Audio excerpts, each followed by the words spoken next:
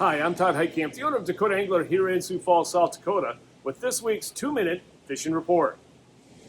Well, this past week the weather has stabilized somewhat, but we're still getting hit with these fronts, and as we talked about in previous weeks, the weather definitely has been playing a role on everyone's success or failure out on the ice. But a lot of fish have been being caught. Again, like I said last week, it's just knowing how to really minimize the impact that the weather will actually have. And one clarification on that we talked about last week is, folks, I don't want you to change your fishing plans. I just want you to be aware of the weather that's going out there and change how you fish. You go when you can go. Don't base it upon the weather. All I want you to do is pay closer attention to the weather, not only for your safety, but also on how you can change your technique to be a little bit more successful. As far as the fishing report is concerned, the walleyes around the area, really the lakes that have been producing them, the past couple of weeks continue to do so. Walleye, Bitter, Indian Springs are probably the hottest three right now up in the northeastern part of the state. Dry Lake by Clark, also Dry Lake by Willow Lake. Thompson and Ponset have been doing really well, especially later in the afternoon and evening. Ponset more of an overnight bite because of the clear water conditions. Whitewood has also been doing well. Again, a lot of people out there, and be careful of the access. It's getting better, but again, be careful of that. Otherwise, Big Stone's been producing a few walleyes up there in the northeastern part of the state. Then also a few being caught at North and South Rush. Also Opitz has been doing catching a few, and then also Lynn has been producing a few walleyes. Down here in the southeast, some of the other lakes I didn't mention, Sinai, 81 Ponds, Island, and then also a few being caught in Madison, and then also Twin. And remember, Twin is that trophy lake that you have to have a walleye over 28 inches in order to keep it. And as far as the perch bite is concerned, right now it basically, up and down as the weather goes. Lakes that have been producing perch continue to do so. Big Stone, Bitter, Walleye, also Pius have been producing a few up there. Dry Lake by Clark, Dry Lake by Willow Lake, Ponset, Thompson, Sinai, Island, as well as Madison, and then also Beaver and Twin have been producing perch. Now, what have you guys been doing to catch the walleyes? Again, really nothing that's been one specific lure. It's been a kind of like a technique type of thing. Again, it looks like a lot of spoons this past week. Like I mentioned, the finesse spoons, like the tumbler and the tingler spoons, have been working really well. The buckshot rattle spoons, as well as the VMC rattle spoons, have been working really well. The Jason Mitchell rattle spoons from Clam have also been working well, especially with that feathered treble.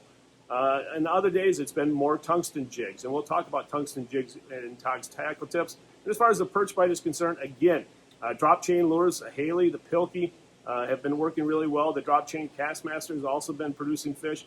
And then also, the pinhead minnows have been working really well, and especially the Wonder Bread and the Chartreuse Wonder Bread. Some of them have also produced tournament-winning fish across the upper Midwest, so keep that in mind. In this week's edition of Todd's Tackle Tips, we're going to talk about tungsten jigs a little bit, and that's nothing really new. The tungsten jigs have been around on the market for a number of years. A lot of people ask me, what's the difference in all the different tungsten jigs? Well, there really isn't many, at least from the appearance. There doesn't look like there's many differences. But when you get closer into it and learn a little bit more about it, there are unique differences, such as some have rattles, like the tungsten Google-Eye jig have a rattle, and that can really make the difference between a bite or no bite, of whether or not the rattle works or it doesn't. Other tungsten jigs, when we're talking about horizontal jigs, but some of them will have a positive hook set. So when you set the hook, that hook goes immediately into the roof of the mouth. So those work really well. Also, again, whether or not you want a horizontal tungsten jig or a vertical spoon. And many of them have been coming out lately. So again, it really depends on what you're looking to do, and especially when it comes to, let's say, a school of crappies, a school of perch, and even a school of walleyes, but more so the panfish. Once you get one, you want to get back down there as quick as possible, and that's what the tungsten allows you to do, is that even with a smaller jig, it's going to be a little bit heavier than the lead counterpart, and so it's going to get down quicker, right back down to that school of fish, so that you can catch more and be more efficient with that school of fish underneath you at that point in time. So again, what jig works best for you is only going to be up to you to decide on what you really want it to do, whether or not horizontal, vertical, if you want a smaller one for perch, or you want the larger ones for walleye. So again, we have a great selection of tungsten jigs around here at the store at Dakota Angler. If you have any questions about them, don't hesitate to stop on by. We'll be more than happy to help you out. Now it's time to take a look at a few photos that you sent in to me this past week.